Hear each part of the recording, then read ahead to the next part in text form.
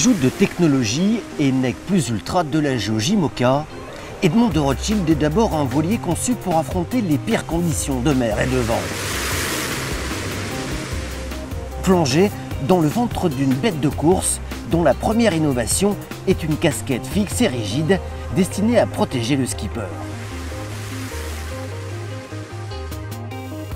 On a essayé de faire le poste de manœuvre le plus couvert possible pour pouvoir se reposer. Alors c'est au détriment de la vision, mais par contre sur le long terme c'est quand même beaucoup plus agréable de pouvoir travailler au sec, enfin relatif, plutôt que d'être sous les embruns et d'avoir les yeux à demi ouverts pour actionner les commandes.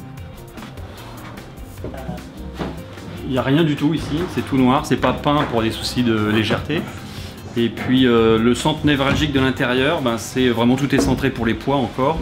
La table à cartes, le moteur, les batteries, tout est centré en un lieu assez petit. C'est une console simplement de navigation avec l'ordinateur, le clavier qui est séparé de l'ordinateur, la souris aussi. Les répétiteurs de la centrale de navigation, tout ce qui est électrique, interrupteur et tout ça. Le réveil, la commande de quille, tout ce qui est téléphonie, satellite. Tout est regroupé sur cette petite console légère en carbone. Donc voilà, on se dirige vers la soute à voile. Nous y sommes. Donc c'est une zone aussi où on a nos puits de foil. Et c'est une zone qui est très grande et qui permet de stocker beaucoup de voiles.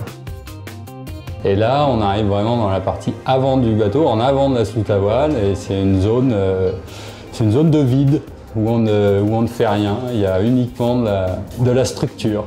En général, on met les poubelles dans ce coin-là.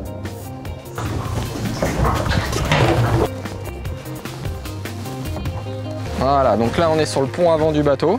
Une des parties les plus importantes du bateau. On a toutes les voiles d'avant, donc qui vont vraiment faire avancer le bateau au maximum. Toutes ces voiles sont sur enrouleur, on peut les enrouler sur un câble. Et alors, plus en avant du balcon, on a le bout dehors qui lui va accueillir des Genaker, des voiles de portant ou des spies. Je suis sous le cockpit de Gitana 16. Alors là, j'enlève la porte qui est un peu l'issue de secours du bateau qui permet de l'évacuer en cas de chavirage. Ça nous permet d'accéder au tableau arrière et de sortir du bateau, qu'il soit à l'endroit ou à l'envers.